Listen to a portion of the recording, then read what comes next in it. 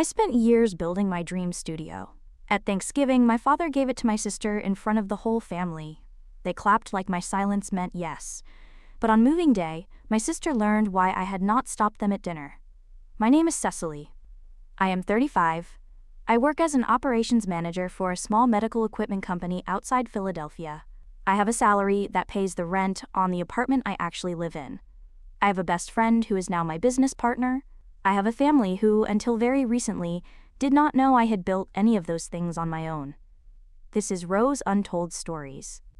If your family ever decided your job was to keep them comfortable while they let your life sit empty, this one is for you. My father Howard worked as a plumber in our town for 35 years before his back gave out. My mother Diane worked at a small insurance office for almost as long. By the time I was an adult, they had decided that my role in the family was to be the daughter who held everything together while my younger sister struggled. My younger sister Brooke is 31.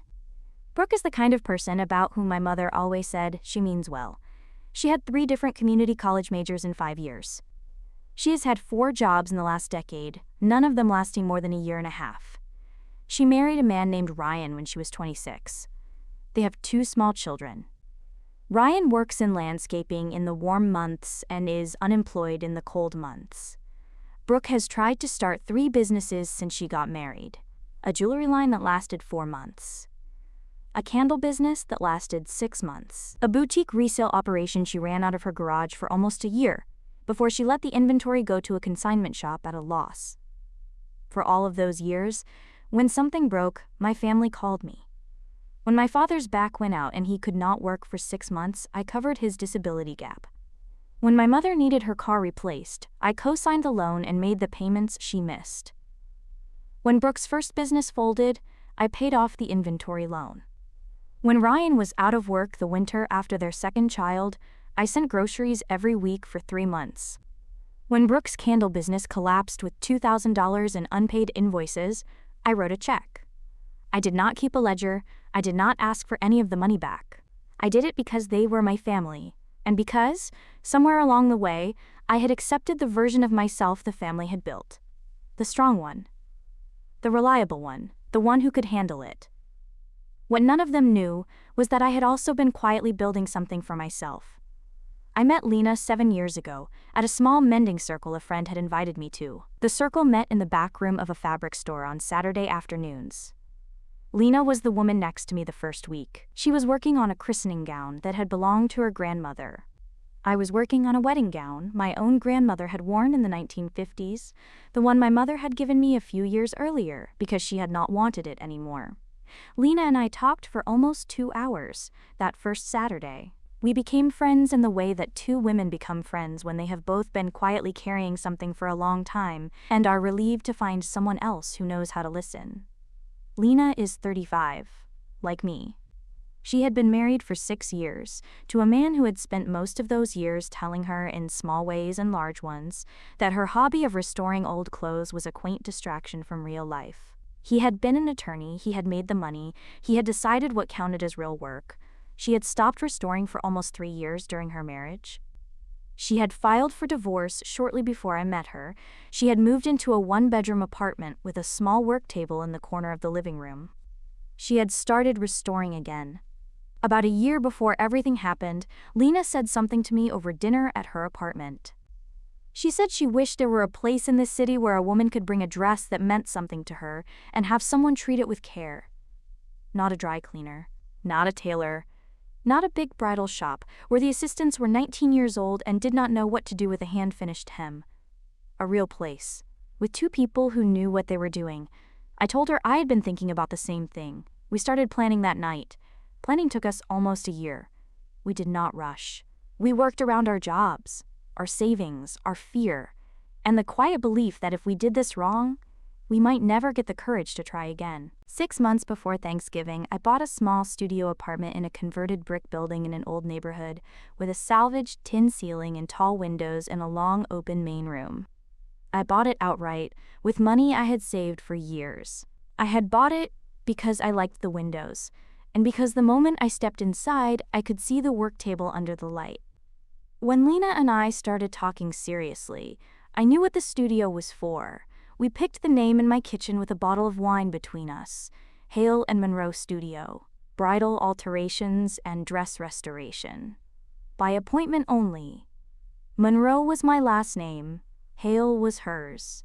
We registered the business. We signed a formal partnership agreement that Lena's brother, a small business attorney, helped us draft. We opened a business bank account. We took out a small business insurance policy. I executed a 5-year use agreement transferring exclusive operational rights to the studio space to the LLC. We also confirmed with the building board that quiet, appointment-only professional use was allowed as long as there was no walk-in traffic, no street-facing storefront sign, and no structural changes to the unit. Lena bought new equipment with her own money. A professional steam press, a vintage Singer industrial machine she had wanted for years, a small set of dress forms. I paid for the first round of materials, the restoration supplies, and the consultation furniture. We took our first 3 appointments before we opened the door. A woman whose mother had passed away the previous spring, who wanted the wedding gown her mother had worn restored for her own wedding. A woman whose daughter had been diagnosed with cancer and wanted to wear her grandmother's dress at her wedding. A woman who had inherited a 1948 gown from an aunt who had never married and who wanted the gown restored so she could donate it to a small textile museum. We were going to open the studio in February. My family did not know any of this. I had not hidden it. I had simply not mentioned it. When my parents asked, in passing, what I had done with the small studio apartment, I had told them I had bought it and was fixing it up. They had not asked what for. They had not been interested. I let them keep that assumption. I did not see until Thanksgiving what they had been planning to do with it. The dinner was at my parents' house. The whole family was there, Brooke and Ryan and the kids. An aunt and uncle from my father's side. 2 of Brooke's old friends from high school, who Brooke had decided counted as family. I had been in the kitchen helping my mother with the dishes after the main course when I heard my father's voice from the dining room. He had stood up at the table and tapped his glass. I heard him say my sister's name. I heard him say the words new beginning. I heard him say the words family solution. Then I heard him say the words Cecily's studio. I set down the dish I was holding. I walked to the doorway of the dining room. My father was standing at the head of the table with his glass in his hand. The whole table was looking up at him. He told the table that the family had been talking and that we had come to a solution that he thought everyone was going to be very happy about. He told the table that Brooke had been working on a new business idea, a small boutique, and that Brooke needed a space where she could finally get her business off the ground. Then he told them that Cecily had a studio apartment that was just sitting there. He told the table that Cecily had always been kind, that Cecily understood family, that the family had decided the studio would be Brooke's space after the holidays. He raised his glass. He toasted my sister's new beginning. The table clapped. I had not agreed to anything. I had not been asked. I had not even known that the conversation about the studio had been happening. Brooke was glowing. She had her hand on Ryan's arm. The kids were quiet at the kids' end of the table, watching the adults the way kids watch adults when something important is being decided. I looked at my mother. My mother would not meet my eyes. I walked back into the kitchen.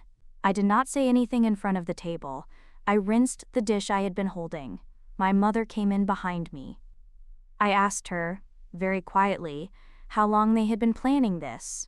She told me, in the careful voice she used when she had already decided something before I had been part of it, that they had been talking about it for weeks. Brooke had brought it up. My father had thought it was a good idea. They had all assumed I would not mind. I asked her if anyone had been planning to ask me. She told me they had been planning to ask me that night. I did not say anything else to her in the kitchen. I finished the dishes. I said goodbye to the table. I said goodbye to Brooke, who hugged me and told me she was so excited. I said goodbye to my father, who clapped me on the shoulder and told me he was proud of me for stepping up for my sister. I drove home. I called Lena from my car in my own driveway. She picked up on the second ring. I told her what had just happened. She was quiet for a moment. Then she told me, in the voice I had come to know, which was the calm voice of a woman who had been told her work was not real work, and had decided she would never let anyone tell her that again, that we were going to handle this. Lena had the partnership agreement out when I came over. She had coffee on the counter and a yellow legal pad on the table. She told me that what had happened at the dinner was not really about the studio. It was about my family deciding, again, that my life was a resource they were entitled to redistribute when one of them needed something. She told me the studio was not theirs to give. She told me it had not been mine to give either, not anymore, because the studio was now the operational space of a registered business that she had also put her money and her name into. She told me the moment my father had announced to a table of people that the space was going to my sister, he had made a promise on behalf of an asset that was not his to promise. We went through every document. The deed to the studio, in my name. The LLC formation paperwork. The use agreement. The business insurance policy. The building board approval. The 3 signed client contracts. We did not call my family. We did not warn them. I will tell you what my sister did after that, because the speed of it tells you everything you need to know. Brooke posted on her social media. The post was a long, emotional caption about new chapters and family support and finally believing in herself. She did not name the studio. She did not name me. She just said the words, "my family's beautiful space," and used a heart emoji. 3 of my cousins commented. 2 of my mother's friends from church commented. She ordered a sign. I learned this from my mother, who called me to tell me how excited Brooke was. The sign was being made by a friend of Ryan's who did vinyl work. It was going to say Brooke's Boutique. Brooke had picked out a name without telling anyone what kind of business she was even running. Her social media said boutique. Her caption said, "New chapter." There was no business plan, there was no inventory. Ryan, my mother told me, was helping. He had bought storage boxes. He had driven to the building to look at the entrance and the loading area. I asked my mother if he had tried to get inside. There was a pause. My mother told me, in a small voice, that she had given Ryan the old spare key. He had tried it once, but it had not worked, because Lena and I had changed the locks when we began moving equipment into the studio. I had given my mother a spare key when I first bought the place, in case I ever needed someone to check on it. My mother had given it to Ryan without asking me. I told my mother, in a voice that I did not raise, that she had given my key to a man who had never asked me for it. I told her I wanted it back. She told me she would get it back for me. I did not ask her if she understood what she had done. I knew she did not. Brooke posted again. She had ordered business cards. She had bought a small reception desk from a furniture warehouse on the highway. She had picked out paint colors. She wanted to do the front room of the studio in a soft pink. My family was excited. The aunts called my mother. The cousins called Brooke. People from my parents' church congratulated her. I did not say anything. I went to work, I went home, I drove to the studio with Lena whenever we could. We continued setting up. We continued taking appointments. Lena finished the antique cheval mirror she had been refurbishing. We hung the mirror on the wall behind the small consultation area. We put the steam press in the back workroom. We hung the sign on the hallway side of the studio door before the day Brooke believed she was moving in. The sign was small. It was painted on a piece of dark wood that Lena had refinished herself. It read, "Hale and Monroe Studio Bridal Alterations and Dress Restoration by Appointment Only." We did not photograph it. We did not post it anywhere. We waited. My family arrived at the studio on the morning Brooke thought she was moving in. I was inside with Lena. We had set out coffee. We had the door locked. My father's truck pulled into the parking lot first. My mother was in the passenger seat. Brooke and Ryan were in a second car behind them. Brooke had the sign in the back seat. Ryan had 2 boxes of household decor items from their living room. My father saw our sign first. He stopped on the sidewalk. He read it. He turned to my mother. He said something I could not hear through the door. Then he started up the walk toward the studio. I opened the door before he reached the steps. Lena was behind me. He stopped 3 feet from the door. He looked at me. He looked at Lena. He looked at the sign over my left shoulder. He asked me what the sign was. I told him the sign was the name of the business that operated out of this space. He asked me what I was talking about. I told him I would explain inside. My mother came up the walk behind him. Brooke and Ryan stayed at the cars. I stepped back from the door. I let my father come in. My mother followed him. The studio was set up for work. Lena had 2 dress forms standing in the main room, each draped with a partially restored gown. The long oak table was set out with restoration supplies. The cheval mirror was on the wall. The consultation area at the front had 2 upholstered chairs and a small table with a binder of fabric swatches on it. The studio did not look like an empty apartment. My father stood in the middle of the main room. He turned slowly. He looked at the dress forms, he looked at the equipment, he looked at the cheval mirror. He asked me what this was. I told him this was a small business that my partner Lena and I had been planning for almost a year and quietly preparing in the studio since I bought it. He asked me when I had been planning to tell him. I told him I had been planning to tell the family when the studio opened. I told him I had not been planning to tell the family before then because the business was not their decision and not their announcement. He told me, in the voice he had used at the head of the dinner table, that this had been a family decision. I told him, in the calm voice I had practiced with Lena, that there had been no family decision. There had been a family announcement made by him about a property that did not belong to the family. I walked over to the small consultation table at the front of the studio. There was a folder on the table that Lena and I had prepared. I picked it up. I opened it. I laid the documents out on the table one at a time. The deed to the studio, in my name. The certificate of formation for Hale and Monroe Studio, LLC. The operating agreement, signed by Lena and by me. The use agreement transferring exclusive operational rights to the LLC for the next 5 years. The business insurance policy. The building board approval. The 3 signed client contracts. My father looked at the documents. He did not pick any of them up. Lena stepped forward. She introduced herself to my father. She told him, in the steady voice she had also been practicing with me, that the studio was no longer a family matter. The studio was a registered business location. The business had clients. The business had insurance. The business had appointments. The business had her name and her investment in it. She told him that whatever conversation he had been planning to have with me about giving the space to my sister was a conversation that could no longer happen, because the space was not mine alone to give. She told him she was sorry he had not been informed earlier. She told him she had been excited to meet him at the studio's opening.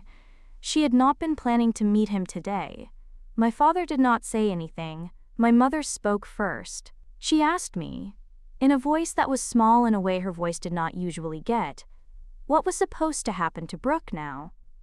I told her Brooke had decided to start a boutique in a space that had never been hers. I told her Brooke had announced this to her social media, ordered a sign and bought a desk for a studio she had never asked permission to use. I told her none of those decisions were mine to clean up. My mother started to cry. She told me, through her tears, that I had always been the strong one. She told me Brooke needed this more than I did. I let her finish. Then I told her something I had been saving for a long time. I told her, in the same calm voice, that the problem with deciding I was strong was that they had decided my life was something the family could use whenever someone weaker needed it.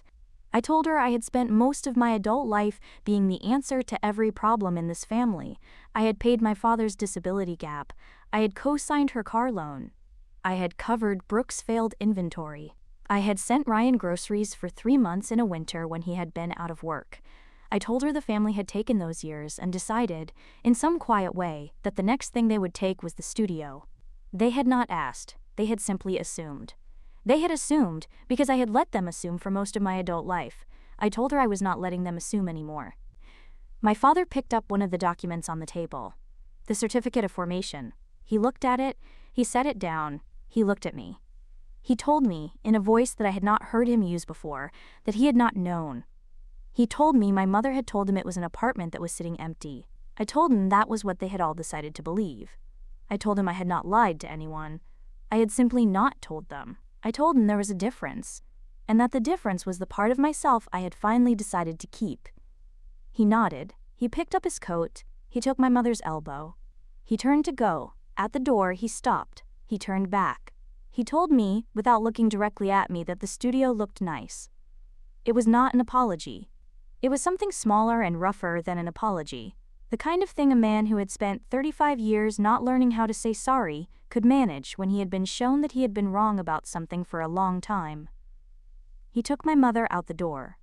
Brooke and Ryan were still at the car. Brooke was holding the vinyl sign. My father walked past them without speaking. He got into his truck. My mother got into the passenger seat. They drove away. Brooke looked at me. She walked up the path slowly. She stopped at the door. She asked me, in a voice that was small and angry at the same time, why I had done this to her. I told her I had not done anything to her. I told her she had announced a boutique on social media without ever having spoken to me. I told her she had ordered a sign for a building she had never been inside. I told her she had let our father announce, in front of the family, that a space that did not belong to him was going to be hers. I told her the boutique she had been imagining had never been real. It had been a story she had been told by our parents, because our parents had decided I would let them tell it. She told me I had ruined her chance.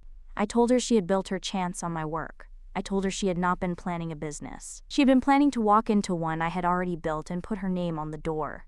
She started to cry too. She told me I had always been jealous of her. She told me I had never wanted her to succeed. Then I told her, very quietly, that she could leave my property now. Lena was standing behind me. She put her hand, lightly, on my back, not to push me forward, just to let me know she was there. Brooke stared at me for another moment. Then she turned and walked back to the car. Ryan followed her. They drove away with the vinyl sign on the back seat. The parking lot was empty. Lena closed the studio door. She locked it. She turned the small wooden closed sign that hung from a piece of ribbon to open. We had an appointment that afternoon. I sat down in one of the upholstered consultation chairs. I put my hands over my face. I cried for about 3 minutes. Lena made me tea on the small electric kettle in the back room. She brought the tea to me. She sat down in the chair across from me. She did not say anything for a long time. When I had stopped crying, she told me she was proud of me. I told her I was proud of her too. The appointment that afternoon was the woman with her mother's gown. The gown was a 1962 satin and tulle ball gown that had been kept in a box in an attic for almost 40 years. The woman was about my age. Her mother had passed away the previous spring. Her mother had been buried in a different dress because the gown had not been ready. The woman wanted to wear it at her own wedding in October. Lena and I unpacked the dress together at the long oak table. The tulle had yellowed. The satin underneath had developed a few small areas of wear at the seams. The lace at the bodice was largely intact, but needed a gentle wash and a careful re-anchoring at 3 points where the threads had begun to fail. The woman cried at the table when she saw the dress unpacked. She apologized for crying. Lena told her, in the gentle voice she used with clients, that there was nothing to apologize for. Lena told her that crying at the table on the first appointment was something most of our clients did, and that we kept tissues at the consultation area for that reason. The woman calmed. She watched us examine the dress. She told us things about her mother as we worked. Small things. The way her mother had liked to set the breakfast table on Sundays. The way her mother had used to hum, almost inaudibly, when she was concentrating on something with her hands. When the appointment was over, Lena walked the woman to her car. She hugged Lena at the door before she left. She told her she had been waiting almost a year to find a place that would treat the dress with the right kind of care. She told her she could feel, the moment she had walked into the studio, that it was the right place. Lena came back inside. She closed the door. She turned to me. She said, in her quiet voice, that we had done it. I told her we had. That was almost a year ago. The studio is open 4 days a week now. We are booked through the end of next year. We have hired a part-time finisher who comes in 2 days a week. My father has been to the studio twice since that day. The first time was 3 months later. He came alone. He stood in the doorway for a moment, looking at the dress forms, the work table, and the gowns waiting to be restored. He told me the work we were doing here was good work. Then he left. The second time he came was for my birthday. He brought my mother. They stayed for half an hour. They drank coffee. My mother looked at the dress forms. She told me before they left that she had been wrong. She did not specify about what. She said the words and she left them in the room with me, and I have decided that they will be enough for now. I have not seen Brooke. She did not come to my birthday. She has not called me. I heard from my mother that the boutique never opened. Brooke went back to her last full-time job, the one at the dental office, which had taken her back when the boutique fell through. Ryan is still in landscaping. They are doing what they have always done. It is no longer my job to make them comfortable while they do it. My grandmother's wedding gown is in a glass case in the front room of the studio. Lena and I restored it together over the spring. The lace on the bodice was almost completely intact. The satin needed work. We finished it in July. It is in the case because it is the dress my grandmother wore the day she married my grandfather, and because it is the first dress I learned, sitting at a mending circle table next to a woman I had not yet known would change my life, that some things are worth saving. Who in your life decided you were strong, and then decided that meant they could take from you? Drop your story in the comments. If you're still here with me, leave your city in the comments. It means a lot to know where this story found you tonight. There is one thing I learned from all of this, and it is the last thing I want to share. Some families teach you that your job is to be the answer to everyone else's problem. They call this love. It is not love. It is the slow process of giving away the life you were supposed to be building. The way back is not to stop loving them. The way back is to stop giving away the things you were never asked to give. You can love your family and still keep the door of your own studio closed to them until you have decided to open it. That door is yours. If this story stayed with you, subscribe. I am here every week with stories about the daughters who stopped being the family's answer and started being their own.